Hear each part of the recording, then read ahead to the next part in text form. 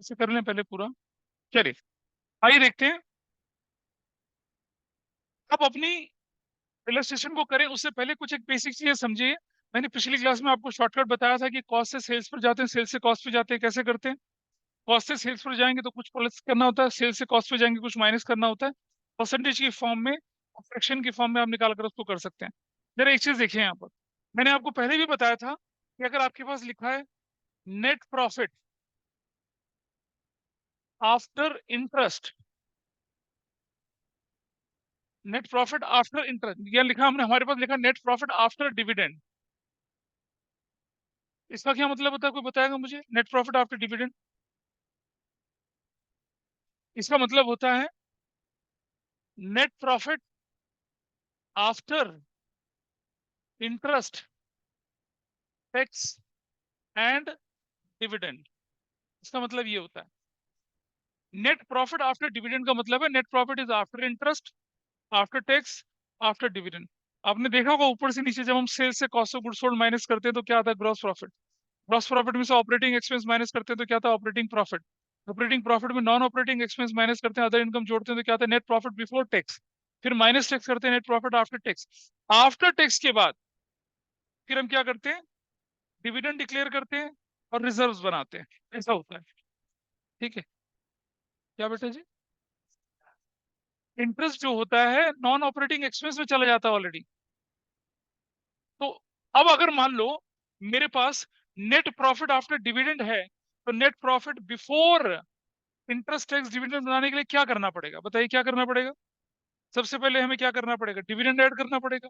फिर क्या करना ऐड पड़ेगा? टैक्स ऐड करना पड़ेगा। फिर क्या करना पड़ेगा? इंटरेस्ट ऐड करना पड़ेगा। इंटरेस्ट, रिवर्स साइकिल में चलेंगे। अगर आपका आफ्टर क्या है, क्या है आफ्टर? अगर डिविडेंड है। अच्छा जी, अगर लिखा है नेट प्रॉफिट आफ्टर टैक्स, इसका मतलब क्या हुआ? इसका मतलब है, नहीं नहीं नहीं, गलत बोल रहे हो। इसका मतलब है net profit after interest and tax, but before, but before क्या है ये? डिविडेंड है। इसका मतलब ये है, यानी कि अगर मुझे net profit before interest tax and dividend करना है तो मुझे सिर्फ क्या जोड़ना पड़ेगा? टैक्स जोड़ना पड़ेगा और क्या जोड़ना पड़ेगा? इंटरेस्ट, क्योंकि डिविडेंड तो अभी माइनस हुआ ही नहीं था। This is okay with everybody? ये मैंने शीट में लिखवा दे रखा। एक और चीज देखिए, अगर लिखा है नेट प्रॉफिट आफ्टर इंटरेस्ट, इसका क्या मतलब है? इसका मतलब है नेट प्रॉफिट क्या है? सिर्फ आफ्टर इंटरेस्ट है, but before tax and dividend है। इसका ध्यान रखेंगे, बिफोर टैक्स एंड डिविडेंड है। यानी कि अब मुझे net profit before interest tax and dividend चलना है अगर,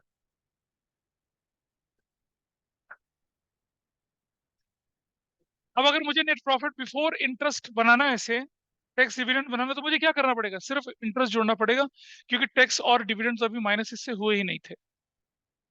भाई फंडामेंटल में पढ़ते थे ना, अगर हम बोल रहे थे क्या, net profit after salary after commission था, सैलरी और कमीशन को ऐड बैक करते थे। और अगर net profit before salary before commission था तो कुछ नहीं करते थे, तब हम रूटीन तरीके से क्वेश्चन चलाते थे। तो ये हमारे पास कंसेप्ट रहेगा, ध्यान। ठीक है, अब एक और चीज समझिए, हम कंपैरिजन कर रहे हैं किसका? कैपिटल एम्प्लॉयड का और net profit before interest tax and dividend का, उसका कंपैरिजन लेके चल रहे हैं। आरओआई का फॉर्मूला क्या बताया था पिछली क्लास में हम लोगों ने? रिटर्न ऑन इन्वेस्टमेंट जो है वो किसके बराबर है? वो है net profit before interest tax and dividend upon में क्या? Capital employed. ऐसे कैपिटल एम्प्लॉयड से डिवाइड करते हैं। ये फॉर्मूला आरओआई का है। इसके बेस पर हमें क्या करना होता है? कैलकुलेशन करनी। तो क्वेश्चन में ये बोला कि आरओआई निकाली, इसको लेके चलते हैं। अब जरा समझिए, क्या कैपिटल एम्प्लॉयड कैलकुलेट करते समय non trade investment capital employed के अंदर जोड़ा जाता है? नहीं जोड़ा जाता, नहीं जोड़ा जाता। आपके क्वेश्चन में लिखा है 10% नॉन ट्रेड इन्वेस्टमेंट 2 लाख रुपए का। तो जब आप कैपिटल एम्प्लॉयड की कैलकुलेशन करोगे, क्या उस 2 लाख रुपए को इंक्लूड करोगे कैपिटल एम्प्लॉयड में? नॉन ट्रेड इन्वेस्टमेंट को इंक्लूड करोगे? नहीं करेंगे इंक्लूड। ट्रेड इन्वेस्टमेंट को इंक्लूड। बहुत बढ़िया। चैप्टर 1 पढ़ाया था, trade investment. Investment made in the share debentures shares of a company, other company, in order to safeguard our business interest. आप स्टील मैन्युफैक्चरर हो, कोल माइनिंग कंपनी में share खरीद लिए, पावर जनरेशन कंपनी में share खरीद लिए, water supply company में share खरीद लिए, ताकि वो रॉ मटेरियल आपको टाइम पे प्रोवाइड करें, दूसरों की तरफ ना झुके वो लोग। उन्हें ट्रेड इन्वेस्टमेंट कहते हैं। और जो रूटीन इन्वेस्टमेंट आप करते हैं ताकि शेयर के प्राइस, सिक्योरिटीज के प्राइस कम एंड ज्यादा होने से आपको फायदा मिले, उन्हें नॉन ट्रेड इन्वेस्टमेंट कहते हैं। अब जरा बताइए मुझे, ट्रेड इन्वेस्टमेंट तो कैपिटल एम्प्लॉयड है, आपने अपने बिजनेस के इंटरेस्ट को सेफ गार्ड करने के लिए लगाया। नॉन ट्रेड इन्वेस्टमेंट तो क्या, मार्केट में होने वाले अप एंड डाउन से गेन करने के लिए लगाया। तो जब आप नॉन ट्रेड इन्वेस्टमेंट करते हैं तो उससे रेवेन्यू जनरेशन में तो कोई फर्क ही नहीं पड़ा ना। क्या नॉन ट्रेड इन्वेस्टमेंट से आपकी प्रिंसिपल रेवेन्यू जनरेटिंग एक्टिविटी बढ़ी? नहीं बढ़ी। तो नॉन ट्रेड इन्वेस्टमेंट को कैपिटल एम्प्लॉयड के अंदर इंक्लूड नहीं करते हैं, तो जो उससे होने वाली इनकम है वो भी नेट प्रॉफिट के अंदर इंक्लूड नहीं करी जाती है। भाई देखो, ये नेट प्रॉफिट कौन सी फिगर होती है? After interest, after tax, after dividend. इसमें सारे के सारे डायरेक्ट इनडायरेक्ट एक्सपेंसेस माइनस हो चुके होते हैं, इसमें सारी की सारी नॉन ऑपरेटिंग इनकम जुड़ चुकी होती है। वही तो होता है। उस नॉन ऑपरेटिंग इनकम में interest on non trade investment भी तो इंक्लूड होगा। तो जब आप डिनोमिनेटर को कैलकुलेट करते समय नॉन ट्रेड इन्वेस्टमेंट को इंक्लूड ही नहीं कर रहे हो, तो उसकी इनकम को भी तो आप प्रॉफिट में इंक्लूड नहीं करोगे ना। बिल्कुल होता है। इसको हटा देंगे। क्यों हटाएंगे, इसका रीजन क्या है? क्योंकि कैपिटल एम्प्लॉयड के अंदर आप नॉन ट्रेड इन्वेस्टमेंट को इंक्लूड नहीं कर रहे हैं। ये जो कोई इलस्ट्रेशन करेंगे, या किसी बच्चे ने अगर सारी इलस्ट्रेशन करेंगे तो वो जानता है कि ये एक ऐसा एग्जाम्पल आता है आपके पास जहाँ interest on non trade investment को भी माइनस करा जाता है, हटा दिया जाता है। क्योंकि कैपिटल एम्प्लॉयड की कैलकुलेशन करते समय हम नॉन ट्रेड इन्वेस्टमेंट को कैपिटल एम्प्लॉयड के अंदर इंक्लूड नहीं करते हैं। भाई जब हम टोटल एसेट्स बोलेंगे ना, याद करो जब हम गुडविल की कैलकुलेशन करते थे पार्टनरशिप में, क्या करते थे? Tangible assets, intangible assets, non current investment, trade investment जोड़ते थे। नॉन ट्रेड इन्वेस्टमेंट को इंक्लूड ही नहीं करते थे, और उसे कहां से, लायबिलिटी साइड वाले में से जाके माइनस कर देते थे। ऐसा करते थे। तो अभी जब मैंने आपको कैपिटल एम्प्लॉयड के फॉर्मूले सिखाए थे ना, तो बताया था ना, माइनस, माइनस क्या, नॉन ट्रेड एसेट्स या नॉन ट्रेड इन्वेस्ट, वही था। नॉन ट्रेड एसेट्स के अंदर क्या क्या चीजें आती हैं? Capital advance, capital work in progress, ठीक है, इंटेंजिबल एसेट्स अंडर डेवलपमेंट। ये वो सारे के सारे इन्वेस्टमेंट है जिनका रेवेन्यू से कोई लेना देना ही नहीं है। तुमने प्लांट खरीदने के लिए किसी को 20 करोड़ एडवांस दे दिया, क्या वो तुम्हारे रेवेन्यू जनरेशन में कोई हेल्प कर रहा है? तुम्हारी एक, तुम्हारी फैक्ट्री 5 मंजिला बननी है, 3 मंजिला बन गई है, क्या तुम्हारे प्रोडक्शन में कोई हेल्प मिल रही है? तुमने पेटेंट की एक डील कर रखी है, वो डील अभी फाइनल नहीं हुई है, 20 करोड़ लग गया है, क्या वो रेवेन्यू जनरेशन में कोई हेल्प कर रहा है? इसीलिए इन सबको भी क्या करते हैं, कैपिटल एम्प्लॉयड से हटा देते हैं। इन्हें नॉन ट्रेड एसेट्स बोलते हैं। उनमें से एक नॉन ट्रेड इन्वेस्टमेंट भी होती है। दूसरी कंपनी के शेयर डिबेंचर आपने खरीद लिए ताकि मार्केट में फ्लक्चुएशन से आप पैसा कमा सकें, उसका ध्यान रखते हैं। तो चलिए, इन सब कंसेप्ट को दिमाग में रखते हुए अब आइए क्वेश्चन नंबर 141। ये मैं आपको दो तरह से करके दिखाऊंगा, बुक वाले तरीके से भी करके दिखाऊंगा, और मेरे तरीके से भी करके दिखाऊंगा, और एक्स के तरीके से भी। 3 तरीके से हो सकता है। 100 फिर ऐसा करके कर लो, या फिर कर लें किसके तरीके से, ठीक है, ये सब सर्दी गर्मी पे ध्यान मत दीजिए। कुछ लोगों ने कर लिया था 141, कुछ लोग मेरे साथ करेंगे, और फिर उस जैसे कुछ क्वेश्चंस को करके इस कंसेप्ट को ग्रिप में लाएंगे। बाकी सारे इलस्ट्रेशंस आपने करने हैं, डाउट होगा मेरे से पूछेंगे, और मैं सिलेबस को आगे बढ़ाऊंगा। तो 141 इलस्ट्रेशन ले लीजिए आप अपने सामने। इलस्ट्रेशन बोला बेटा मैंने, इलस्ट्रेशन।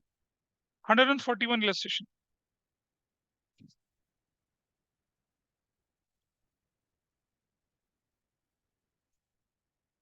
142 से लेके चलते हैं पहले, चलो जरा 142 से। जय हो। वहां टेबल पर कुछ डॉक्यूमेंट पड़े हैं, उन्हें ले लो पहले। 142 लेके चलिए पहले मेरे साथ साथ। 142, आपकी बुक शॉर्टकट लगा के चलती है, कई बार बिना शॉर्टकट के चलती है, वो मैं लेके चलूंगा। ये हटा रहा हूँ मैं, ठीक है। This information is already there in notes. They are the 4 pages, 4 page हैं वो।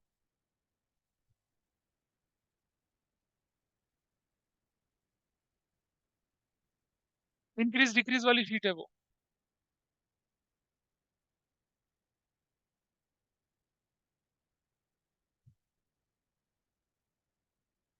नोन से अननोन की तरफ चलना है, नहीं देखी? There are total 8 pages.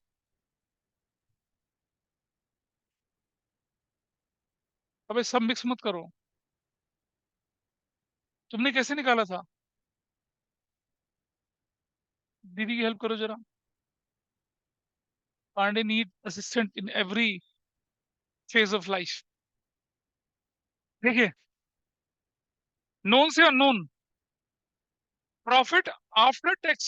बताइए प्रॉफिट आफ्टर टैक्स का क्या मतलब है? आफ्टर इंटरेस्ट और आफ्टर टैक्स है, यानी कि हमें क्या करना पड़ेगा? पहले टैक्स ऐड करना पड़ेगा, फिर इंटरेस्ट ऐड करना पड़ेगा। This is clear. एक तो ये ढूंढना है हमें। तो हम लिख रहे हैं यहाँ पर क्या? Net profit after tax is equal to कितना चल रहा है? 6 लाख चल रहा है। इसे मैं दो तरह से सॉल्व करके दिखाऊंगा। एक, अच्छा दूसरा देखिए, करी थी 2 3। अब जरा देखिए,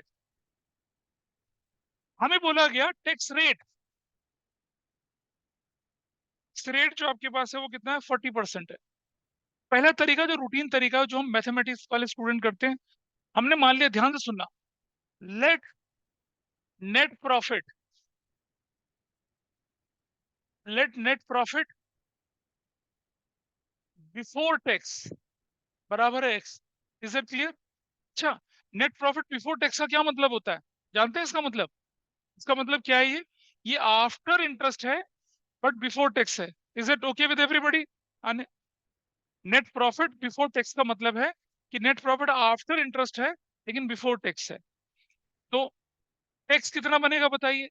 एक्स का 40/100 कितना बनेगा? 2/5x ये बनेगा। क्लियर है? और नेट प्रॉफिट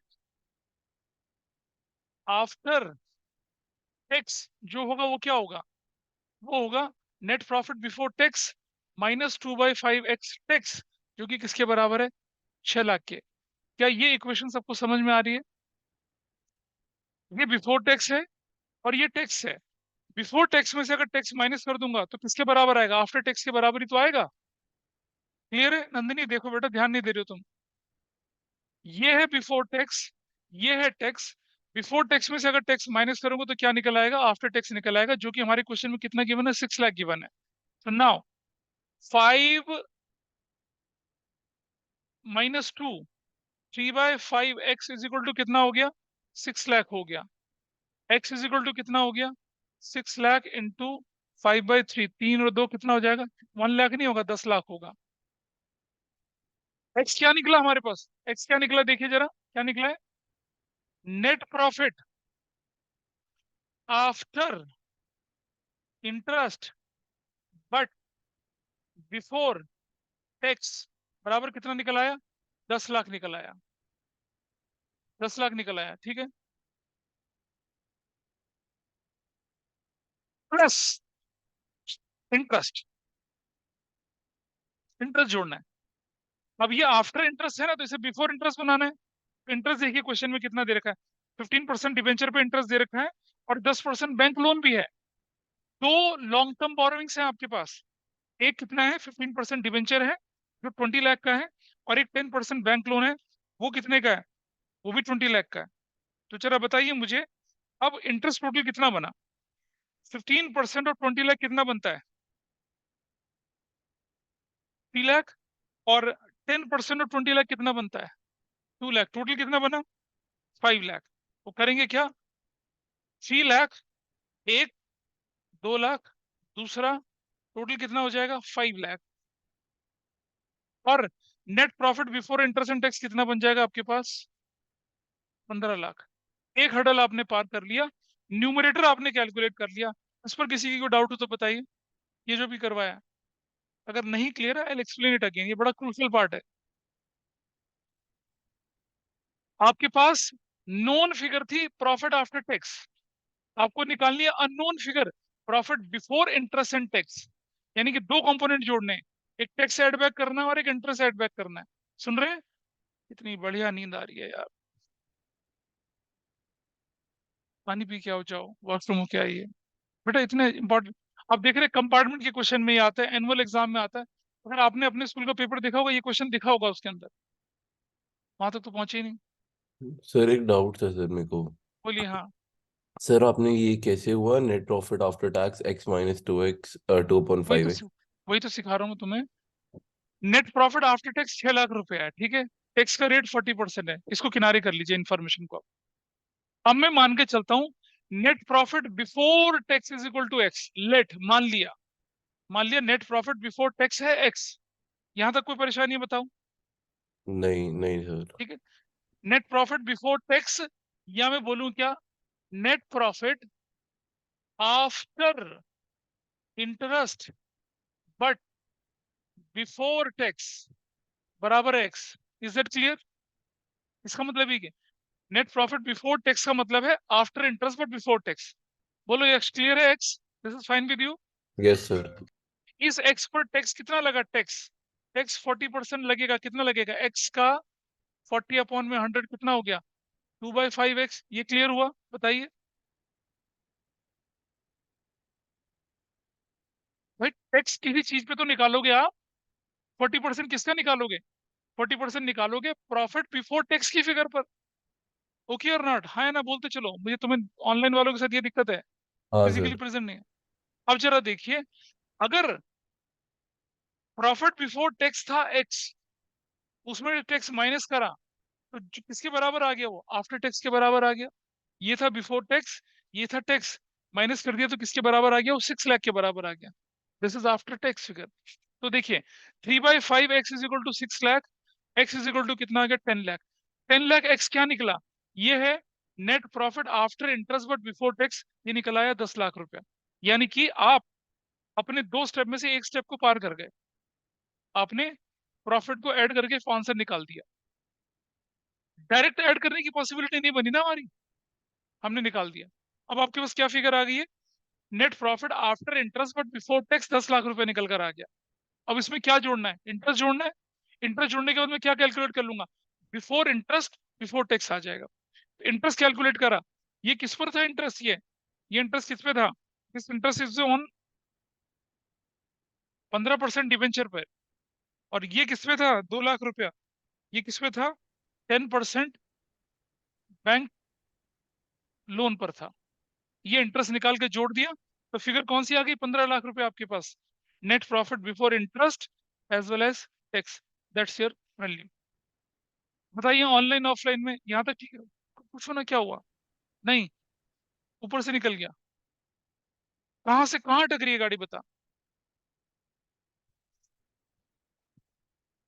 किसी के पास कुछ करेंसी नोट्स पड़े हैं क्या? जरा बताना मुझे। 100, 200, 500 रुपये पड़ा हो, जरा दे दीजिए मुझे। मुझे 2 नोट चाहिए बड़े, पर्स नहीं चाहिए भाई मेरे। सर मुझे बस लग ये, रहा है आज आपका नेट लैग कर रहा है थोड़ा सा।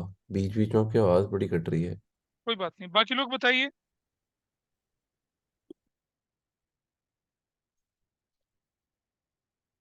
Others are also facing the same problem. मैंने अपने पास कुल मिलाकर ये 5 और 1 600, मान लो 6 लाख रुपए रखा है। ठीक है, 6 लाख रुपए रखा हम लोगों ने अपने पास, जिसमें से मैंने बोला कि ये 1 लाख रुपए टैक्स में जाएगा, तो मेरे पास क्या बचेगा आफ्टर टैक्स? कितना बचेगा मेरे पास? अच्छा, 1 मिनट, एक नोट और देना जरा मुझे, कोई एक और नोट दीजिए। आपके पास कुल मिलाकर अगर मैं बोलूं तो ये 1100 रुपीज है। 1100 रुपीज में लेके चल, मतलब समझ लो मैं 11 लाख रुपए लेके चल रहा हूँ। ठीक है। इसमें से 100 रुपये मेरा टैक्स होगा, और ये 500 रुपये, ये मतलब 1 लाख रुपए मेरे लिए टैक्स है, और 5 लाख मेरे लिए क्या है? वो इंटरेस्ट है। ठीक है। तो मेरी जो इनकम थी बिफोर इंटरेस्ट और बिफोर टैक्स कितनी थी? 11 लाख रुपए थी। क्लियर है? सबसे पहले इस 11 लाख में से मैंने क्या माइनस करा? 5 लाख रुपए का इंटरेस्ट पे कर दिया। 5 लाख रुपए का इंटरेस्ट पे किया ना मैंने। अब मेरे पास जो फिगर आई है वो क्या है? It is after interest but before tax everybody is okay. Pandey समझ रहे हैं? अब ये जो 6 लाख मेरे पास बचा, देखो मेरे पास कुल मिलाकर कितना था? 11 लाख रुपए था। इसमें से 1 लाख रुपए मेरा टैक्स था, वट एवर में भी परसेंटेज, और 5 लाख मेरे पास क्या था? इंटरेस्ट था। इस 11 लाख में से पहले मैं टैक्स माइनस करूंगा या पहले मैं इंटरेस्ट माइनस करूंगा? पहले इंटरेस्ट माइनस करूंगा। तो मैंने क्या किया? 5 लाख रुपए का इंटरेस्ट माइनस कर दिया। Now figure is with me what? मेरे पास फिगर बची है कितनी, 6 लाख रुपए बची है। ये क्या है, आफ्टर इंटरेस्ट है बट बिफोर टैक्स है। अब मैंने इसमें से टैक्स भी माइनस कर दिया, तो क्या बचा मेरे पास, 5 लाख बचा। This 5 lakh is what, after interest as well as after tax. ये 6 लाख यहाँ है, आफ्टर इंटरेस्ट या आफ्टर टैक्स है। ठीक है जी। मैंने मान लिया कि before tax but after interest x मान लिया मैंने। क्या मान लिया मैंने, बिफोर इंटरेस्ट बट, सॉरी, हमने फिगर मान ली क्या, let net profit after interest but before tax x है। अगर बिफोर टैक्स मानूंगा तभी तो टैक्स कैलकुलेट कर सकता हूं। तो मैंने टैक्स कैलकुलेट करा, कितना, 2/5x आ गया। अब दोबारा से इस रिलेशन की तरफ चलते हैं, क्योंकि इसी से तो हमारी एक्स वेरिएबल का वैल्यू निकलेगी। तो मैंने देखा कि अब अगर मैं नेट प्रॉफिट आफ्टर टैक्स लिखूं तो कैसे लिखूंगा, नेट प्रॉफिट टैक्स ऐसे लिखूंगा मैं, ऐसे लिखूंगा, net profit after interest but before tax minus tax, ऐसे करूंगा। Net profit after interest but before tax कितना माना था, एक्स। टैक्स कितना माना था, टैक्स कितनी वैल्यू आई थी, 2/5x, जो कि किसके बराबर है, 6 लाख के बराबर है। ये इक्वेशन मैंने ली है। इस इक्वेशन से हमने क्या निकाल लिया, एक्स निकाल लिया। What is the value of x now, x की वैल्यू कितनी है, 10 लाख निकली। अब कुछ बच्चे कह रहे हैं कि 10 लाख के बाद आपने आगे क्या किया, वो समझ नहीं आया। 10 लाख निकल आया क्या, नेट प्रॉफिट है after interest but before tax है। सुन ले बात, नेट प्रॉफिट क्या है, आफ्टर इंटरेस्ट है बट क्या है, बिफोर टैक्स है। अब मुझे इसे बिफोर इंटरेस्ट बनाना है, तो मैं पूरे क्वेश्चन में ढूंढता हूं कि इंटरेस्ट कितना कितना है। मेरे पास इंटरेस्ट के दो कंपोनेंट दिख रहे हैं। पहला कंपोनेंट क्या दिख रहा है मुझे इंटरेस्ट का, 15% डिबेंचर। और दूसरा क्या दिख रहा है, 10% बैंक लोन। बैंक लोन को लॉन्ग टर्म मान के चलते हैं जब तक कि शॉर्ट टर्म ना लिखा जाए। तो मेरे पास दो कंपोनेंट है जिस पर इंटरेस्ट लग रहा है। 15% डिबेंचर पे इंटरेस्ट कितना बना, 3 लाख, हमने 3 लाख लिख दिया। और 10% लोन पे इंटरेस्ट कितना बना, 2 लाख, वो भी हमने यहाँ लिख दिया। टोटल कितना इंटरेस्ट बना, 5 लाख। 10 लाख प्लस 5 लाख टोटल कितना आ गया, 15 लाख। इस तरह से हमने इंटरेस्ट जोड़ा, इस तरह से हमने इंटरेस्ट जोड़ा। इसलिए देखा तुमने है नहीं, सुना तुमने है नहीं। ठीक है, दिस इज क्लियर। अब आपके पास क्या फिगर निकल कर आ गई, न्यूमरेटर की फिगर निकल कर आए, net profit before interest and tax की फिगर निकल कर आ चुकी है। अब हमें कैपिटल एम्प्लॉयड निकालना है। चलो कैपिटल एम्प्लॉयड निकालने के लिए क्या क्या चीज करनी चाहिए हमें, देखिए जरा। हमारे पास दो आइटम दे रखे हैं, कौन कौन से, 15% डिवेंचर्स दे रखे हैं। देखो दो तरह से निकाल सकते हैं आप चाहें तो लायबिलिटी साइड अप्रोच से निकाल लें, और एसेट साइड अप्रोच के लिए पूरी जानकारी नहीं है। आपको मालूम है कैपिटल एम्प्लॉयड क्या होता है, लॉन्ग टर्म डेट यानी डेट और इक्विटी का कॉम्बिनेशन होता है। इक्विटी में क्या क्या जुड़ता है, आइए देखें। अब मैं निकाल रहा हूं क्या, कैपिटल एम्प्लॉयड। क्या जोड़ूंगा मैं इसमें, मेरे पास क्या क्या इन्फॉर्मेशन देखिए कैपिटल एम्प्लॉयड निकालने के लिए। आई हैव विद मी, सबसे पहले मेरे पास है equity share capital. Equity share capital जोड़िए, कितने की दे रखी है आपके पास equity share capital, you have equity share capital of 40 lakh rupees की। प्लस प्रेफरेंस शेयर कैपिटल कितने की है, प्रेफरेंस शेयर कैपिटल कितना दे रखा है क्वेश्चन में आपके पास, 30 लाख रुपीज की, ये भी जोड़ दिया। प्लस रिजर्व एंड सरप्लस, दिख रहा है कुछ रिजर्व एंड सरप्लस में आपको, 10 लाख का रिजर्व सरप्लस दिख रहा है, ये भी लिख दिया। बस इतना ही है, रिजर्व सरप्लस निकल आया आपके पास।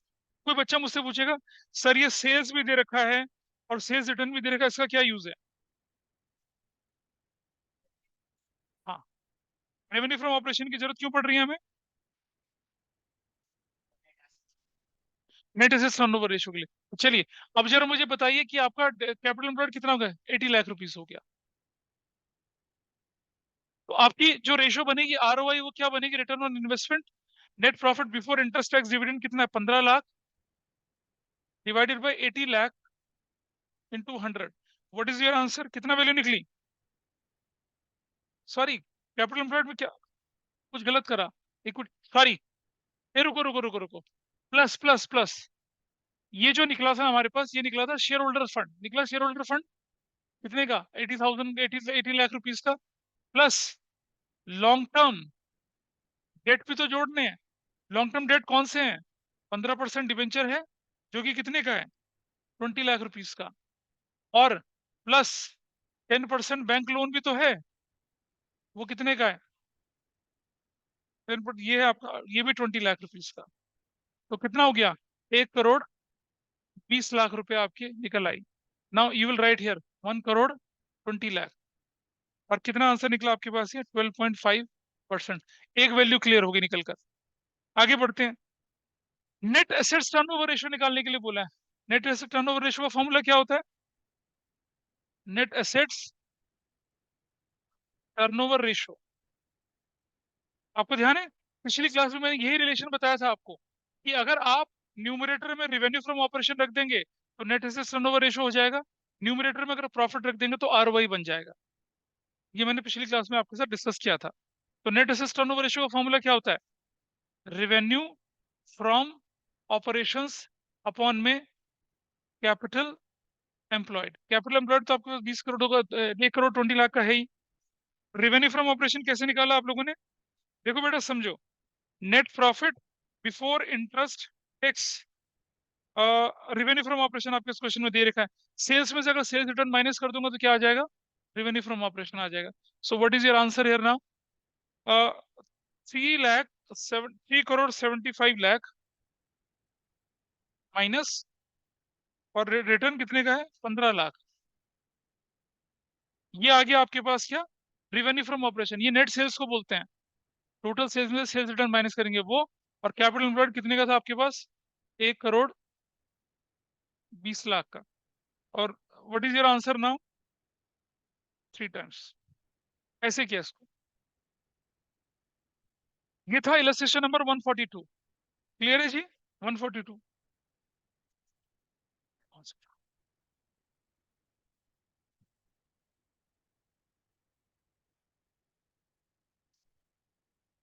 141 का टैक्स गलत आ रहा है, तो देखते हैं।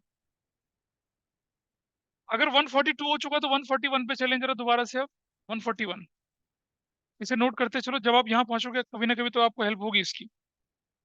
आइए देखें क्यों कर रखा है ऐसा कुछ। इलस्ट्रेशन 137 में चलेंगे। ये है पेज नंबर 3.88 की फिगर। आपको बोला गया है, ये देखो, उसमें ना यूनिटरी मेथड इस्तेमाल कर रखा है, उसको तुम एक्स वाली मेथड के साथ मिला रहा है। मैं दोनों मेथड से करके दिखा रहा हूँ आपको क्वेश्चन। पहले मैं आपको करके दिखा रहा हूँ एक्स वाले तरीके से, फिर करके दिखाऊंगा दूसरे तरीके से। देखिए भाई, net profit after interest and tax कितना गिवन है आपके पास? 3 लाख गिवन है। ऐसे दे रखा है, ठीक है। प्लीज बातें ना करो, देख लो। अब वही कंडीशन लेते हैं। Let net profit after interest but before tax बराबर है एक्स मान लिया। इससे पिछला क्वेश्चन ऐसे ही किया था। अब बताइए मुझे टैक्स कितना हो जाएगा आपके पास? एक्स का टैक्स का रेट कितना है? एक्स का 40/100 कितना हो जाएगा? 2/5 एक्स हो जाएगा। Now net profit after interest and tax क्या बनेगा? वो बनेगा x minus 2/5 x is equal to किसके बराबर होगा? वो 3 लाख के बराबर होगा। Everybody is aware of this equation. पिछले क्वेश्चन में बिल्कुल यही किया था। यही तो है, 3 लाख इसी के बराबर है। ये कितनी वैल्यू बनी? 5 और 2, 3/5 एक्स इज इक्वल टू कितना बना? 3 लाख बना। एक्स इज इक्वल टू कितना बना?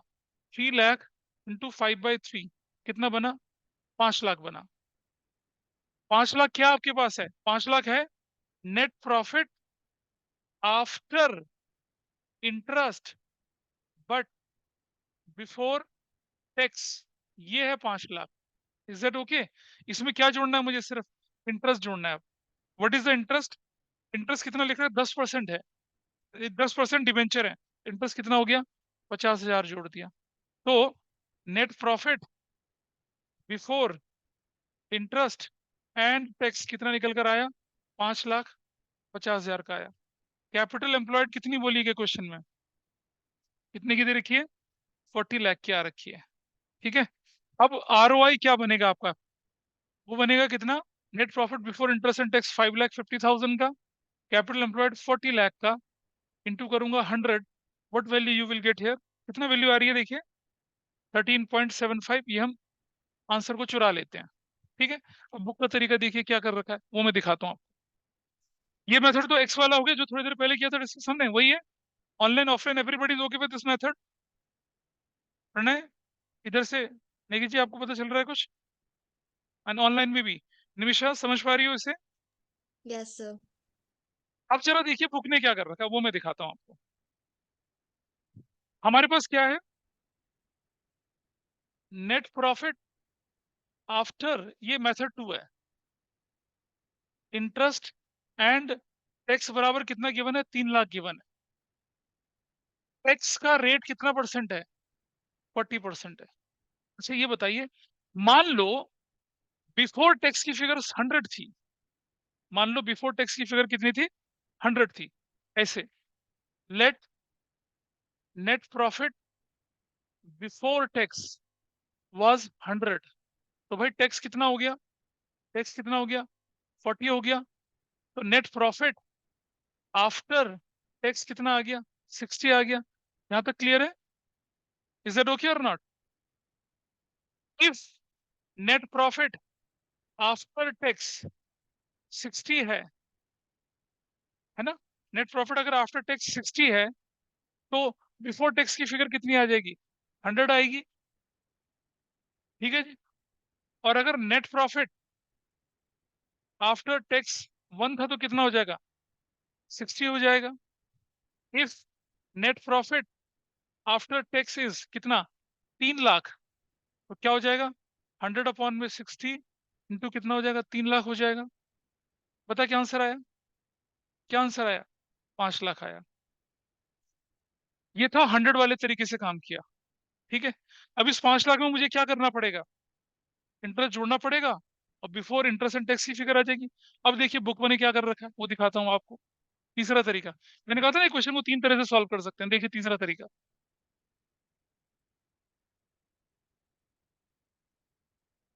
क्या ये मेथड समझ में आया? 100 वाला बचपन में करते थे, अगर कोई चीज 100 के बराबर है तो वैसा करके निकाल लिया इस तरह से। बुक ने क्या कर रखा है? तीसरा मेथड देखिए बुक ने। Net profit after interest and tax कितना दे रखा है? 3 लाख दे रखा है। टैक्स रेट कितना है आपके पास? 40% है।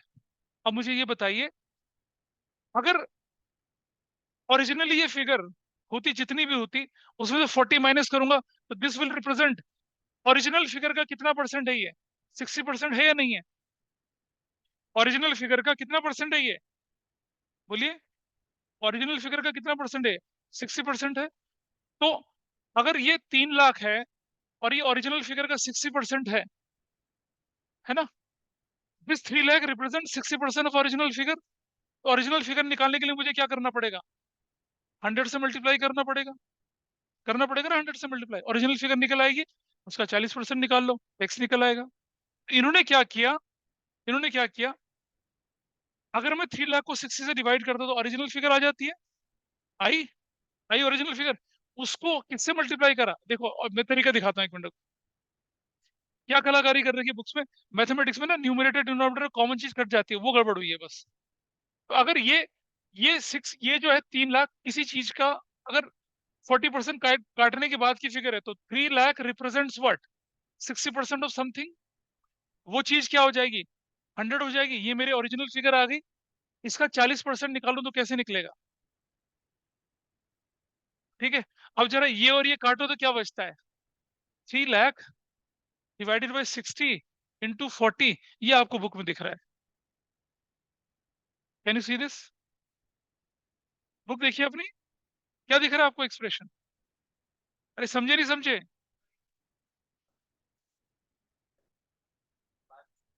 अरे रुक तो जा, मैं बता तो रहा हूँ, डिबेंचर की बात नहीं बता रहा मैं तुम्हें। देखो देखो ध्यान से देखिए। नहीं नहीं, इन्होंने डिबेंचर, भाई सीधी सी बात है, इन्होंने क्या कर दिया देखो। इन्होंने, अब ये तुम्हें समझ में आया ना कैसे निकला टैक्स की फिगर? टैक्स की फिगर कितनी निकल आई? टैक्स की फिगर 2 लाख निकल आई। अब मेरे पास टैक्स ऑलरेडी 2 लाख है। अब मैं पहले इंटरेस्ट जोड़ूं या टैक्स जोड़ूं, क्या फर्क पड़ता है? जब आपके पास टैक्स की एग्जैक्ट फिगर आ गई, जब आपके पास इंटरेस्ट की एग्जैक्ट फिगर आ गई, तो मैं क्या करता हूँ? देखिए अब क्या करता हूँ मैं लिखता हूँ net profit after interest and tax बराबर कितना है? 3 लाख है। अब मैं पहले प्लस इंटरेस्ट कर लूं, कितने का? 50,000। और बाद में टैक्स जोड़ दूं कितने का? 2 लाख का। तो क्या फर्क पड़ रहा है? मेरा आंसर तो 5.5 लाख ही आएगा ना। वो तब होता है जब एक्सक्लूसिवली टैक्स की फिगर भी गिवन हो, कैलकुलेट ना करनी पड़े, और जब एक्सक्लूसिवली इंटरेस्ट की फिगर हो, तब आप पहले टैक्स जोड़े पहले इंटरेस्ट जोड़ने, क्या फर्क पड़ रहा है? लेकिन निकालने में तो पहले निकली ना वैल्यू। इसने क्या करा, पहले टैक्स की वैल्यू निकाल ली और इंटरेस्ट की निकाल ली, दोनों को रेंडमली किसी भी ऑर्डर में जोड़ दिया। 3 तरह से क्वेश्चन हुआ, एक्स वाले तरीके से हुआ, 100 वाले तरीके से हुआ, और जो आपकी बुक ने दिखा रखा है ना, 3 लाख डिवाइडेड बाई 60 इंटू 40, क्यों करा? इसीलिए करा। दोबारा समझिए, 3 लाख किसी चीज का 60% है, तो 100% क्या हुआ, 100 से मल्टीप्लाई कर दो, फिर उसका 40% निकाल दो। उस प्रोसेस में 100 तो कट गया ना, कटा 100, इसलिए बुक में ऐसा दिख रहा है। इसलिए बुक में क्या दिख रहा है, 3/60 इंटू 40 दिख रहा है बुक में। ये रीजन उसका। ठीक है, मैंने कहा ना मैथमेटिक्स में कॉमन न्यूमरेटर डिनोमिनेटर कैंसिल हो जाते हैं, वो हुआ है यहाँ पर। 3 तरीके से क्वेश्चन हुआ ये वाला। ठीक है, बुक में ये वाला तरीका बल्कि नहीं दिखा रखा। और लेकिन आप देखेंगे, सॉरी, इलस्ट्रेशन में जब आप कर रहे होंगे तो आपने देखा होगा कुछ जगह पे ये भी कर रखा है, कुछ जगह से इस तरीके से भी कर रखा है। Got it? इसीलिए ये क्वेश्चन कंपार्टमेंट में आया हुआ क्वेश्चन है, और सॉल्यूशन करके इन्होंने और ज्यादा गदर मचा दिया। फिर दोबारा बोल रहा हूँ, जब आपके पास एक्सक्लूसिवली एक्स की फिगर भी हो और इंटरेस्ट की फिगर भी हो, किसी ऑर्डर में भी जोड़िए किसी ऑर्डर में भी घटाइए, कोई फर्क नहीं पड़ता। लेकिन जब आपको स्टेप बाय स्टेप मूव करना है, तो क्या करेंगे, पहले एक्स को जोड़ेंगे, फिर इंटरेस्ट को जोड़ेंगे, तब आगे बढ़ती हैं चीजें। This is fine with everybody. तो यहाँ मैं यही चीज बताना चाह रहा था आपको, क्योंकि इस तरह के क्वेश्चन जब आते हैं ना, लोग उसे रट के करते हैं, लॉजिकली नहीं करते। Now you can solve this question logically, तीनों तरीके से करके दिखाया आपको। ठीक है जी, अब आप क्वेश्चन कर सकते हैं। अब मैं थोड़ा इंक्रीज डिक्रीज वाले क्वेश्चन पे चल रहा हूँ। ठीक है, 141 में क्या बताऊं, बताओ? ए पार्ट या बी पार्ट या दोनों part?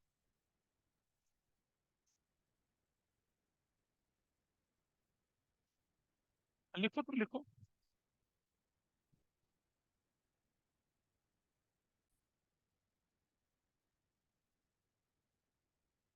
141, net profit after interest and tax, net profit after interest and tax is equal to कितना दिख रहा है, 1 लाख दिख रहा है।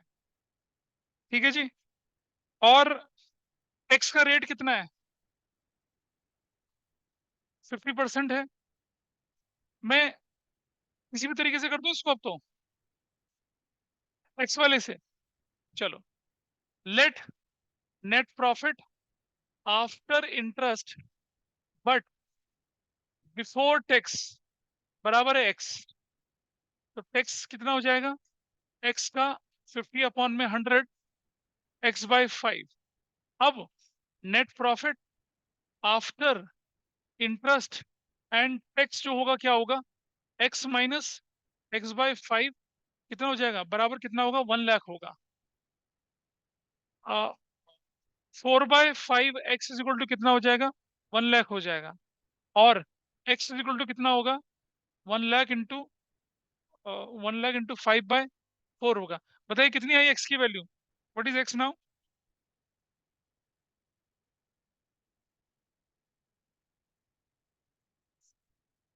x की वैल्यू कितनी निकली है, निकला नहीं निकला वो वैल्यू, पूछ रहा हूँ ना।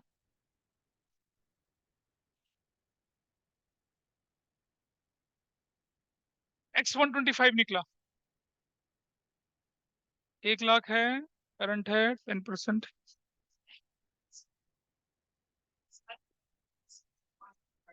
सॉरी, x/2 होगा, ये x/2 होगा। हाँ, वही सोच रहा हूँ गड़बड़ क्यों हो रहा है। x/2, x is equal to कितना हो जाएगा, 2/1, x is equal to 2 lakh हो गया। यानी कि नेट प्रॉफिट, सुनो ध्यान से, after interest but before tax is equal to कितना है, 2 लाख है।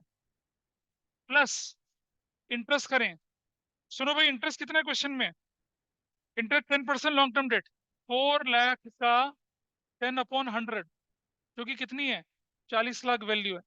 तो net profit before interest and tax कितना आ गया, 2,40,000 आ गया। Got it? चलिए कैपिटल एम्प्लॉयड निकालते हैं। टोटल एसेट्स गिवन है, कैपिटल एम्प्लॉयड है, कहाँ है? हाँ, टोटल एसेट्स में से लॉन्ग टर्म डेट माइनस कर दूंगा तो क्या बचेगा? हाँ, तो कैपिटल एम्प्लॉयड निकलेगा ना फिर हमारे पास, जो कि कितना है, टोटल एसेट्स माइनस कितना, और हाँ करंट लायबिलिटीज है आपके पास, सॉरी करंट लायबिलिटीज है आपके पास, टोटल एसेट्स में से करंट लायबिलिटी माइनस करेंगे तो निकल आएगा। टोटल एसेट्स कितने का आपके पास है, 10 लाख, करंट लायबिलिटी माइनस करेंगे कितने की, 2 lakh, you will get 8 lakh. तो इस तरह से आपका आरओआई जो बना वो क्या बना, net profit before interest and tax upon में कैपिटल एम्प्लॉयड इंटू 100 बन गया। आपने एक चीज नोट करी थी, कैपिटल एम्प्लॉयड टर्नओवर रेशियो में 100 से मल्टीप्लाई नहीं करते हैं, लेकिन रिटर्न ऑन इन्वेस्टमेंट में 100 से मल्टीप्लाई करके आप आंसर निकालते हैं। तो नेट प्रॉफिट बिफोर कितना था, this was the value 240 upon में 8 लाख इंटू 100 करूंगा तो कितना आंसर आ गया आपका, ये 30%। That's your first part. ये था कौन सा पार्ट था, ये ए पार्ट था। बी पार्ट देख लीजिए, B part, rate of gross profit on revenue from operation is 25%। तो देखिए सुनो, लेट रेवेन्यू फ्रॉम ऑपरेशन बराबर है एक्स, तो ग्रॉस प्रॉफिट कितना हो जाएगा, एक्स का कितना परसेंट बोल रहा है ये, 25 अपॉन में 100 यानी कि x/4 हो जाएगा। ठीक है, जो कि किसके बराबर है, जो कि किसके बराबर है, 5 लाख के बराबर है। क्या आप इस इक्वेशन को समझ पा रहे हैं? ग्रॉस प्रॉफिट किसके बराबर है, 5 लाख के। मैंने मान लिया रेवेन्यू फ्रॉम ऑपरेशन एक्स है, एक्स का 25% x/4 इज इक्वल टू किसका है, तो what is x, 5 lakh into 4/1, x निकला है कितना, 20 lakh, x is what, 20 lakh. और एक्स क्या निकला हमारे पास, ये रेवेन्यू फ्रॉम ऑपरेशंस निकला 20 लाख। अब हमारे क्वेश्चन की रिक्वायरमेंट क्या है, हमें चाहिए वर्किंग कैपिटल टर्नओवर रेशो, उसके लिए हमें वर्किंग कैपिटल निकालना है। वर्किंग कैपिटल के लिए हमें चाहिए करंट एसेट्स और करंट लायबिलिटी। आइए देखते हैं। बेटा समझना, शेयर होल्डर फंड्स और नॉन करंट लायबिलिटी अगर मैं जोड़ दूं तो क्या बनेगा मेरे पास, शेयर होल्डर फंड को जोड़ दूं अगर मैं और नॉन करंट लायबिलिटी को जोड़ दूं तो कैपिटल एम्प्लॉयड निकल आएगा, निकलता है ना। लेकिन हमें हमें चाहिए, तो हमें तो चाहिए नॉन करंट एसेट्स हमारे पास है, नॉन करंट लायबिलिटीज हमारे पास है।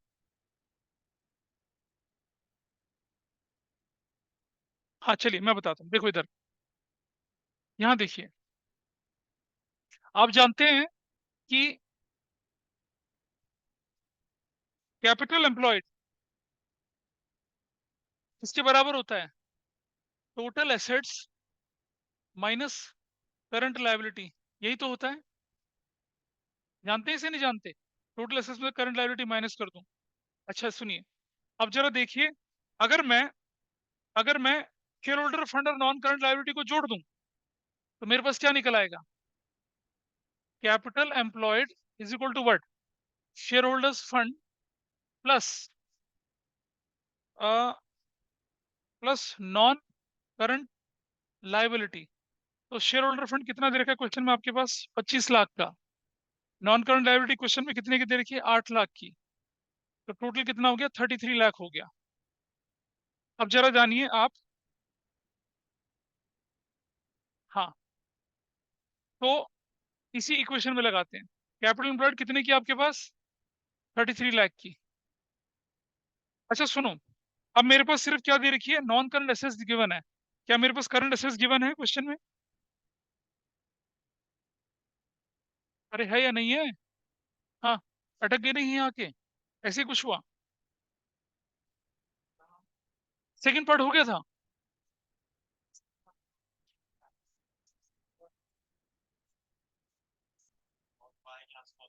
वर्किंग कैपिटल क्वेश्चन में गिवन है, फिर कैसे निकालेगा?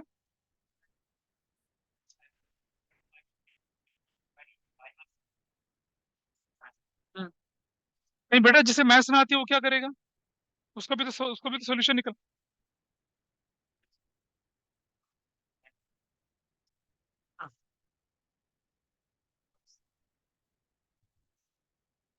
देखो सुनो, अगर आपके पास, देखिए हमारे पास क्या चाहिए था भाई, हमारे पास ऑलरेडी क्या चीज निकल चुकी है। मैं बता, रुक जा, अभी बता रहा हूँ, रुक जा। 141 कर लिया, तो उसके बाद 140 कर लीजिए, और क्वेश्चन कर लीजिए यार। या तो आप लोग सॉल्व कर लो आके यहाँ पर, ना दूसरों को देखने दो। अगर आपको आता है तो बाकी के इलस्ट्रेशन कर लीजिए ना, इन लोगों को सीखने दीजिए यहाँ पर। अब जरा क्वेश्चन में देखिए, हमारे पास ग्रॉस प्रॉफिट की फिगर हम लोगों ने निकाल ली थी 5 लाख की। रेवेन्यू फ्रॉम ऑपरेशंस का हमारे पास 20 लाख रुपीज आ गया। हमें वर्किंग कैपिटल चाहिए था, ठीक है, वर्किंग कैपिटल चाहिए था। एक और चीज समझना, सुनना जरा ध्यान से। आपको ध्यान है कि non current assets plus working capital is equal to किसके बराबर होता है?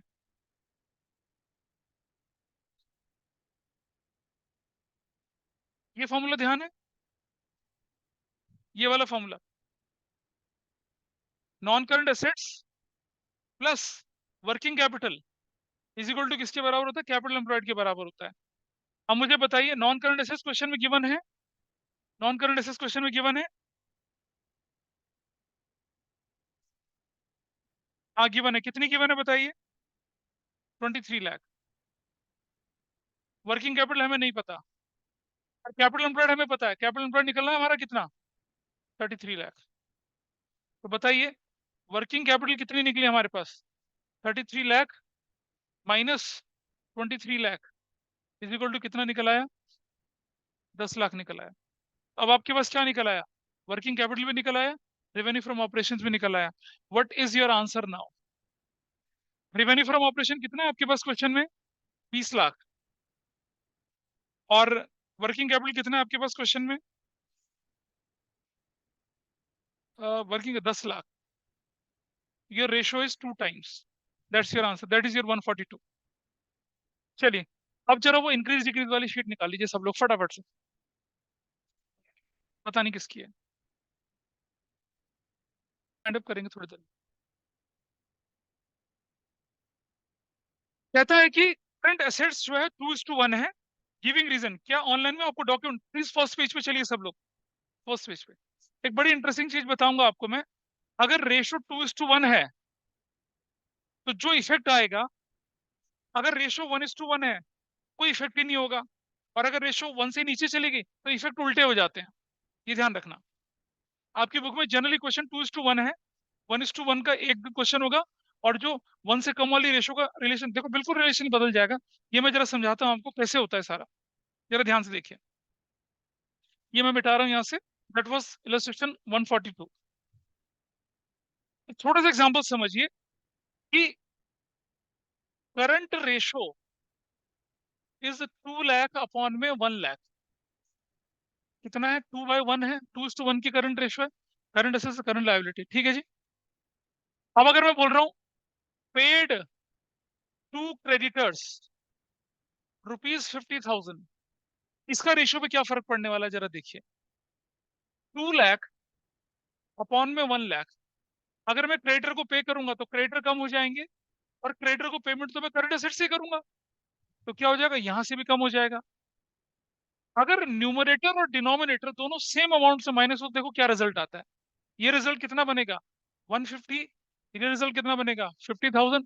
Your ratio 3:1।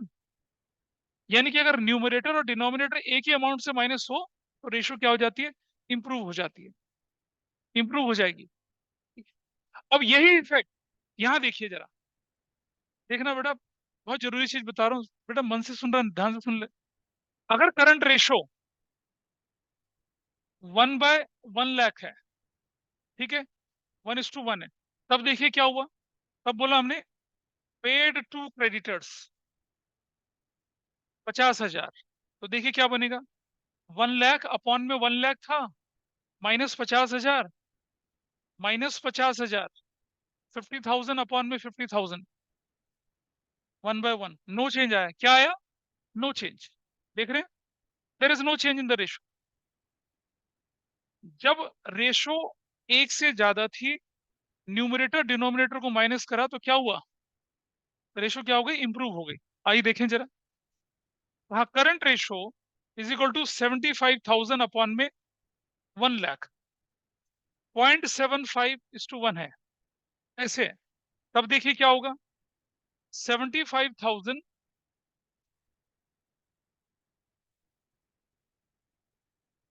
75,000 माइनस 50,000,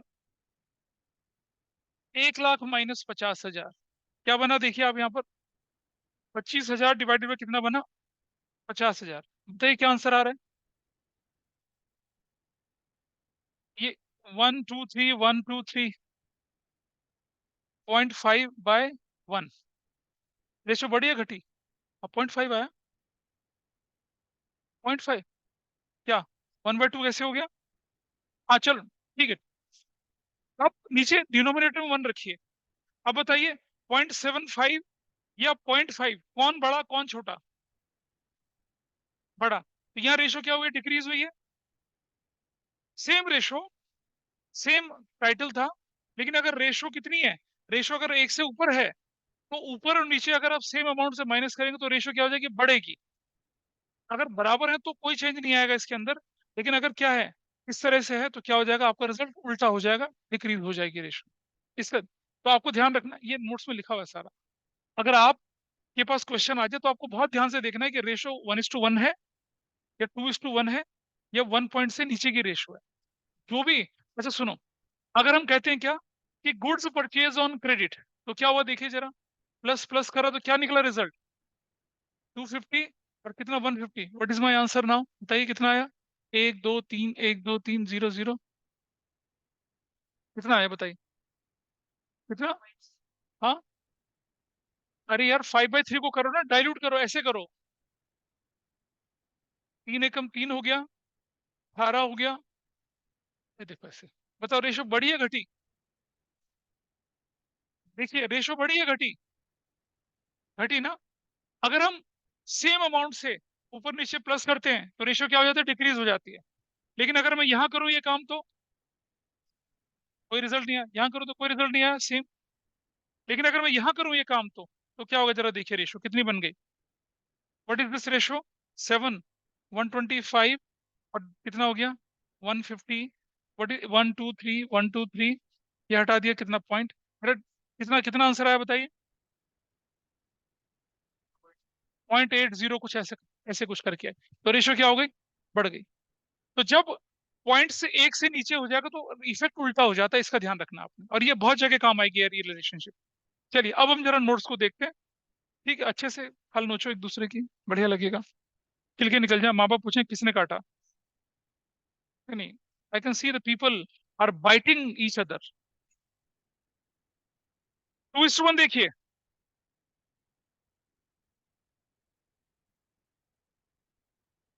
अगर बोला रेशो 2:1 है, पेमेंट ऑफ करंट लायबिलिटी से क्या होने वाला है, both current assets and current liabilities are decrease with the same amount, ratio improve हो जाएगी। Payment of non current liability, please देखिए जरा ध्यान से, अगर मैं payment of non current liability लेके चल रहा हूँ तो पेमेंट करेंगे तो मेरा न्यूमरेटर कम हो जाएगा, और नॉन करंट लायबिलिटी डिनोमिनेटर को टच ही नहीं करती। अगर न्यूमरेटर कम हुआ, डिनोमिनेटर में कोई फर्क नहीं पड़ा, रेशो डिक्लाइन होती है। अगर न्यूमरेटर बढ़ा और डिनोमिनेटर में कोई फर्क नहीं पड़ा तो रेशो इंप्रूव होती है, ठीक है। तो जरूरी नहीं कि आपके न्यूमरेटर डिनोमिनेटर दोनों एक साथ प्लस माइनस होंगे। अगला, purchase of stock in trade for cash, current assets में स्टॉक जुड़ गया, करंट असेट से कैश माइनस हो गया, ठीक है जी। तो क्या इफेक्ट आया बताइए, no change in numerator, no change in denominator, there is no change in the ratio, there is no change in the ratio. अब मुझे बताइए क्विक रेशो में purchase of stock in trade का क्या फर्क पड़ेगा, क्विक रेशो में, ये तो करंट रेशो थी ना, अगर मेरे पास होती क्विक रेशो तो स्टॉक इन ट्रेड का क्या फर्क पड़ता, बताइए, देखिए जरा क्या होता बताइए, ध्यान से दिमाग लगाना, समझिए बेटा ध्यान से। क्विक एसेट्स अपॉन में करंट लायबिलिटीज, ये होता है।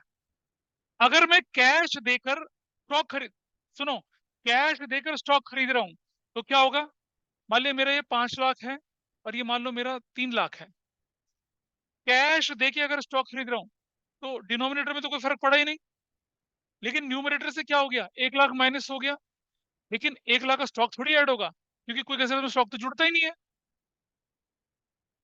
क्विक एसेट्स की जब कैलकुलेशन करते हैं इन्वेंट्री को तो जोड़ते ही नहीं है। तो क्या हुआ, सिर्फ कैश चला गया, ये रेशो डिक्लाइन हो जाएगी। जो इफेक्ट करंट रेशो में है, जरूरी नहीं कि वही इफेक्ट आपको क्विक रेशो में भी दिखे।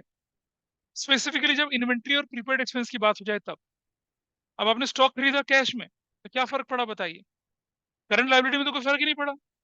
न्यूमरेटर से कैश चला गया, लेकिन स्टॉक नहीं जुड़ा। क्यों नहीं जुड़ा? क्योंकि क्विक एसेट में स्टॉक जुड़ता ही नहीं है। तो उससे क्या फर्क पड़ा? एक तरफा इफेक्ट पड़ा। न्यूमरेटर घट गए, डिनोमिनेटर में कोई चेंज नहीं है। अगर मैं स्टॉक क्रेडिट पे खरीदता तो क्या होता? स्टॉक को क्रेडिट में खरीदता तो क्या होता? मेरी लायबिलिटी बढ़ जाती है 1 लाख से, और स्टॉक तो आता ही नहीं ऊपर। स्टॉक बढ़ा, लेकिन क्विक एसेट्स में दिखेगा ही नहीं। तो फिर रेशो क्या हो जाएगी? डिनोमिनेटर बढ़े, न्यूमरेटर ना बढ़े, रेशो डिक्लाइन हो जाती है। न्यूमरेटर बढ़े, डिनोमिनेटर ना बढ़े, रेशो इंप्रूव हो जाती है। वो रिलेशनशिप देखने हैं आपको इन नोट्स में। जितने भी पॉसिबल केसेस बनते हैं सारे दिखाए गए। एक और मजेदार चीज देखिए, purchase of fix assets on a credit of 2 months. Fix assets खरीद ली, प्लीज बातें ना करो, फिक्स एसेट्स खरीद ली 2 महीने के क्रेडिट पे। क्या मतलब है इस बात का? कि आपने फिक्स एसेट्स खरीदी और 2 महीने के क्रेडिट में खरीदी, यानी कि तो करंट लायबिलिटी बढ़ गई आपकी, लेकिन एसेट्स न्यूमरेटर में तो जुड़ेगी नहीं। जुड़ेगी? न्यूमरेटर टच नहीं होगा, डिनोमिनेटर बढ़ जाएगा, रेशियो क्या हो जाएगी? डिक्लाइन हो जाएगी। डिक्लाइन होगी रेशियो। लेकिन अगर हम उसी फिक्स एसेट्स को लॉन्ग टर्म डेफर्ड पेमेंट पे खरीद लेते हैं, लॉन्ग टर्म लोन के अगेंस्ट खरीदते हैं, तो क्या होगा? ना न्यूमरेटर में फर्क, ना डिनोमिनेटर में फर्क, there will no change in the ratio. आपको रीजन सारे लिखे हुए हैं, आपको इफेक्ट लिखा हुआ है, आपको रीजन सारे लिखे हुए हैं। ठीक है? आपके बोर्ड एग्जाम में कैसे क्वेश्चन आता है? एक आता है, सिर्फ बताइए इंक्रीज डिक्रीज, तो इंक्रीज डिक्रीज लिखना, और अगर विद रीजन बोले, पहले I suggest you with reason लिखिए। और रीजन को कुछ नहीं करना, आपको सिर्फ बोलना है कि with this transaction numerator will increase by this, denominator will increase by this, hence ratio will happen this, ऐसे करके लिखना है। हाँ, इतना लिखना है। वो आपको एग्जाम्पल से सॉल्व नहीं करके दिखाने हैं आपको ऐसे। जब आपकी बुद्धि में कुछ ना घुसे, तब 50 एग्जाम्पल लेके सॉल्व करिए, तब भी नंबर मिल जाते हैं, लेकिन थोड़ा टाइम लगता है उसमें। कि भाई जैसे मान लिया करंट रेशियो 2:1 है, तो 2 लाख बाय 1 लाख मान के चल लीजिए, और फिर माइनस माइनस करके आंसर दिखा दीजिए। वो भी एक्सप्लेनेशन का पार्ट माना जाता है। वरना अच्छा एक्सप्लेनेशन यही है जो आपके सामने आपको नोट्स में दिख रहा है। अच्छा देखिए, sale of stock in trade at a profit for cash. Stock in trade को आपने प्रॉफिट पे मतलब 5 लाख के स्टॉक को आपने 6 लाख में बेच दिया, कैश में बेचा, तो क्या होगा जरा समझिए। सुनिए, cash will increase by 6 lakh, stock will decrease by 5 lakh, तो numerator increase by 1 lakh, there is no change in denominator, ratio will improve. भाई देखो, कैश भी और स्टॉक भी दोनों करंट एसेट्स का पार्ट होता है ना। करंट एसेट्स 5 लाख से चली गई, भाई मैं पहले पेज पे हूँ सिर्फ। क्विक एसेट्स का मैंने एक एग्जांपल लिया था, सिर्फ एक एग्जांपल लिया था मैंने। हाँ, और अगर क्विक एसेट्स लेके चलते तो क्या करते? सिर्फ 6 लाख का कैश बढ़ता, स्टॉक को तो इंक्लूड ही नहीं करते, तो रेशो बढ़ जाती। ठीक है? अच्छा देखिए, फिक्स एसेट्स को आपने, आपके पास फिक्स एसेट्स थी 4 लाख, मतलब सब सब 4 लाख की फिक्स एसेट्स थी, आपने 6 लाख कैश में बेच दी, तो क्या होगा बताइए? 4 लाख की सिक्स एसेट्स को 6 लाख के कैश में बेच दिया, क्या होना है बताइए? करंट रेशियो में फर्क, कैश बढ़ जाएगा 6 लाख से, खत्म, और तो कोई इफेक्ट ही नहीं जाएगा। स्टॉक फिक्स एसेट्स इन्वेंट्री होती है, फिक्स एसेट्स तो इन्वेंट्री नहीं होती है ना। तो ये जो आपके दिमाग में ब्लॉकेज बन रही है ना, ये जब आप शीट के क्वेश्चंस करेंगे तो क्लियर होगा। हर ट्रांजेक्शन का रिजल्ट दे रखा है, हर ट्रांजेक्शन का इफेक्ट दे रखा है। एक आइए जरा 24 को देखिए, या ये देखिए 23 को देखिए, issue of bonus share. Issue of bonus share, आपने बोनस शेयर इशू कर दिए। आप जब बोनस शेयर इशू करते हैं, तो आप प्रीमियम को इस्तेमाल करके इस्तेमाल करते हैं, या रिजर्व को इस्तेमाल करते हैं, यानी कि आपकी इक्विटी कम हो जाएगी। और क्योंकि बोनस शेयर इशू करें तो इक्विटी बढ़ भी जाएगी। इक्विटी बढ़ेगी, इक्विटी घटेगी, ना करंट असेट्स पे लेना, ना करंट लायबिलिटी पे देना, नो चेंज। ठीक है? रिडम्पशन ऑफ डिबेंचर्स, ये बड़ा इंपॉर्टेंट है। 24, redemption of debentures for cash. आप देख रहे हैं एक ही क्वेश्चन है और इसको इंप्रूव और डिक्लाइन दोनों दिखा रखा है। आइए जरा समझते हैं क्या फर्क पड़ता है। इंप्रूव कब होगा, डिक्लाइन कब होगा, इसमें मोस्ट इंपॉर्टेंट लगाना। Redemption of debenture for cash लिखा हुआ है। If redemption of debenture is planned, then debenture to be redeemed must be a part of other current liabilities as a current maturities of long term debt। अब जरा समझना, आज मैंने decide करा कि अगले फाइनेंशियल ईयर में मैं डिबेंचर को रिडीम करूंगा। देखो तुम दोनों एक दूसरे का नुकसान कर रही हो। पेन इतना जरूरी है कि तुम जो कंटेंट बता रहा हूं उसको मिस करो। समझिएगा, प्लान्ड रिडम्पशन क्या होता है। जैसे आपने इशू ऑफ डिवेंचर में पढ़ा था कि हमने 31 मार्च 23 को 10,000 रिडीम करने हैं, फिर 10,000 करने हैं, फिर 5,000 करने हैं। ये प्लान रिडम्पशन होता है। तो जब प्लान रिडम्पशन होता है ना, तो हमें आज पता होता है कि अगले साल हम रिडम्पशन करने वाले हैं। तो हम आज के साल में क्या मानते हैं, उसे अदर करंट लायबिलिटी मान के चलते हैं। तो अगर डिबेंचर रिडीम हुए प्लान, अगर कुछ ना बोले तो प्लान मान के चलते हैं। बोला रिडम्पशन ऑफ डिबेंचर 1,00,000 रुपए का इन कैश, तो क्या हुआ बताइए। Your cash is reduce from numerator, ऊपर से करंट असेट से कैश घट गया, और your current liability will be removed from denominator, क्योंकि वो डिबेंचर तो करंट लायबिलिटी का पार्ट बन के पड़े हुए थे। न्यूमरेटर भी 1,00,000 से कम, डिनोमिनेटर से 1,00,000 से कम, रेशियो इंप्रूव हो जाएगी। सी योर आंसर, इंप्रूव हो गई। अगर आप रिडम्पशन कर रहे हैं इक्विटी शेयर में कन्वर्ट करके, तो क्या होगा बताइए। रिडम्पशन कर रहे हैं इक्विटी शेयर में कन्वर्ट करके, तो क्या होगा, कैश तो जाएगा नहीं, न्यूमरेटर में कोई फर्क नहीं पड़ा, नहीं फर्क पड़ा, डिनोमिनेटर की करंट लायबिलिटी घट गई, तो रेशियो क्या हो जाएगी, फिर से इंप्रूव हो जाएगी। ठीक है जी। अच्छा, अब अगर मान लो आपने डिसाइड करा कि आज कोई प्लान नहीं था, आज आपने डिसाइड करा कि चलो 1,00,000 रुपए का डिबेंचर रिडीम कर देते हैं। तो आज तो वो डिबेंचर किस कैटेगरी में पड़े थे, नॉन करंट लायबिलिटी की कैटेगरी में पड़े हुए थे ना। हम कर सकते हैं ऐसा, या तो हम प्लान तरीके से रिडम्पशन करें, हमारे पास पैसा आ गया, हमने कहा चलो डिबेंचर रिडीम कर देते हैं with due permission of SEBI वगैरह, एक ही फाइनेंशियल ईयर में काम हो जाता है। तो क्या हुआ, आपने तो उसे नॉन करंट लायबिलिटी बोल के कर रखा था ना। पिछले साल तो आपको प्लान ही नहीं था कि इस साल आप उसको रिडीम करेंगे। तो क्या होगा, your cash will reduce, numerator से कैश जाएगा, और डिनोमिनेटर से नॉन करंट लायबिलिटी जाएंगी, करंट लायबिलिटी तो टच ही नहीं होगी। न्यूमरेटर कम, डिनोमिनेटर में कोई चेंज नहीं, रेशियो डिक्लाइन हो जाएगी। देख लीजिए भाई, रिडम्पशन तो फेस वैल्यू मानी जाती है ना। ठीक है, और सुनो, अब आप जरा ये बोल रहे ना पार प्रीमियम वाली कहानी, तो अगर प्लान रिडम्पशन होगा तो प्रीमियम ऑलरेडी बना होगा, और अगर अनप्लान होगा तो प्रीमियम वाला, प्रीमियम का भी जो बिल है वो इसी साल फटेगा फिर तो।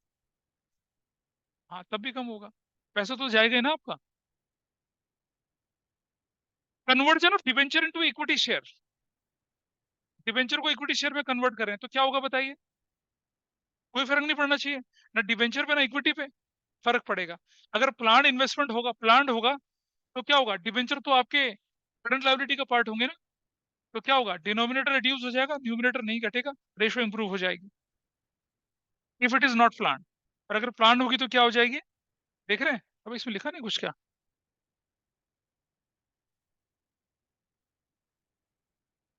नहीं नहीं 25-26 करके लिखा हुआ है। कन्वर्जन क्या है, नॉट प्लान्ड है, तो कोई फर्क ही नहीं पड़ना भाई, ना न्यूमरेटर में ना डिनोमिनेटर में फर्क पड़ना है। लेकिन अगर प्लान्ड है तो क्या फर्क पड़ेगा, देखिए ये शायद नोट्स में नहीं लिखा है। Total current assets will not be change but total current liability will reduce. तो आपकी रेशियो क्या हो जाएगी, इंप्रूव हो जाएगी। इस पे इंप्रूव लिखिए, राइट इंप्रूव हियर। 26 पे इंप्रूव लिखिए।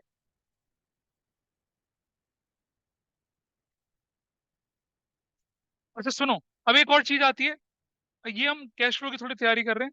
Declaration of final dividend, dividend declare कर दिया आपने, लेकिन एजीएम से पास नहीं हुआ अभी। पहले चैप्टर में बताया था एनुअल जनरल मीटिंग में पास होना पड़ता है। अगर एनुअल जनरल मीटिंग में पास हो गया तब आपके लिए वो करंट लायबिलिटी बनती है, नहीं पास हुआ तो कंटीजेंट लायबिलिटी है। डिक्लेरेशन ऑफ डिविडेंड का कोई इफेक्ट नहीं पड़ेगा, ना करंट लायबिलिटी पे ना करंट असेट्स पे। लेकिन अगर वो क्या हो गया, डिक्लेरेशन ऑफ फाइनल डिविडेंड, और एजीएम में उसे अप्रूव कर दिया, तो क्या हो जाएगा बताइए।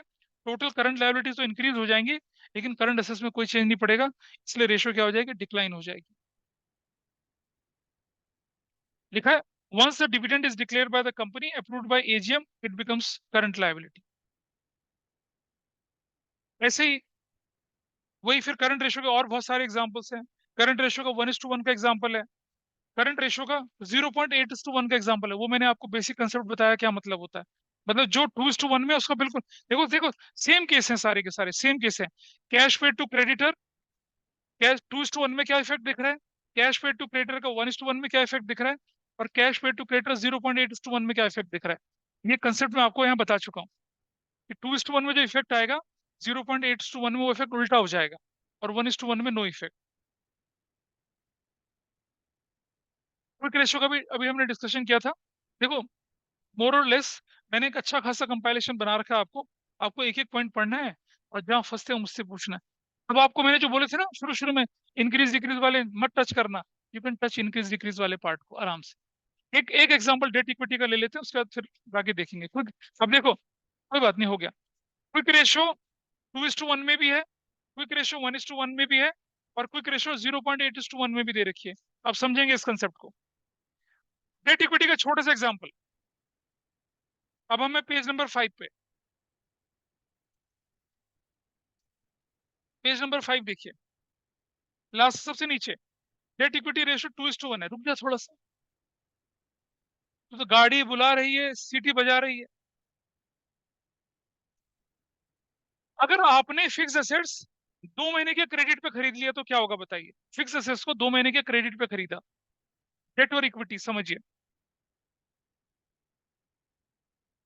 क्या बोले, कैसे? डेट में तो लॉन्ग टर्म डेट आते हैं, 2 महीने के क्रेडिट में तो करंट लायबिलिटी बनेगी भाई, नो चेंज होगा, नो चेंज। बेटा डेट इक्विटी में बताना क्या, डेट मतलब लॉन्ग टर्म डेट, इक्विटी मतलब शेयर होल्डर फंड, कोई फर्क नहीं पड़ा। हाँ, डेट इक्विटी पे आया हूं मैं, पेज नंबर 5 पे। अगर आपने लॉन्ग टर्म डेफर्ड पेमेंट पे खरीद लिया तो क्या होगा, डेट बढ़ जाएंगे, इक्विटी में कोई चेंज नहीं होगा, तो रेशो क्या हो जाएगी, इंप्रूव हो जाएगी, इंक्रीज हो जाएगी। ऐसे लेके चलना है, ठीक है। तो डेट इक्विटी वाले को भी आप डिस्कस कर सकते हैं। प्रोप्राइटरी रेशो भी इस तरह से दिख रही है आपको। ग्रॉस प्रॉफिट रेशो सबसे अच्छी है, ये एक बार आप इसको खुद से पढ़े, नहीं तो फिर ये जो दिख रहा है ना आपके सामने थर्ड पॉइंट एस्ट्रिक लगा हुआ, ये सबसे इंपॉर्टेंट पार्ट होता है इसका। वैसे एक्सप्लेनेशन सेल्फ एक्सप्लेनेटरी समझ में आएगा, नहीं आएगा तो मैं बीच में कभी भी थोड़ा सा लेके, या जब मैं डाउट क्लियरिंग लेके चलूंगा कभी इसका, देन आई टेक इट। मेरी तरफ से ये चैप्टर क्या हुआ, वाइंड अप हुआ। इसके सारे इलस्ट्रेशन और सारी एक्सरसाइज के क्वेश्चन आपको करने हैं, ध्यान रखिएगा। और जो ये कर लेगा उसे स्कैनर भी करना है। हंस रहा है बेटा, कोई बात नहीं। हाँ जी,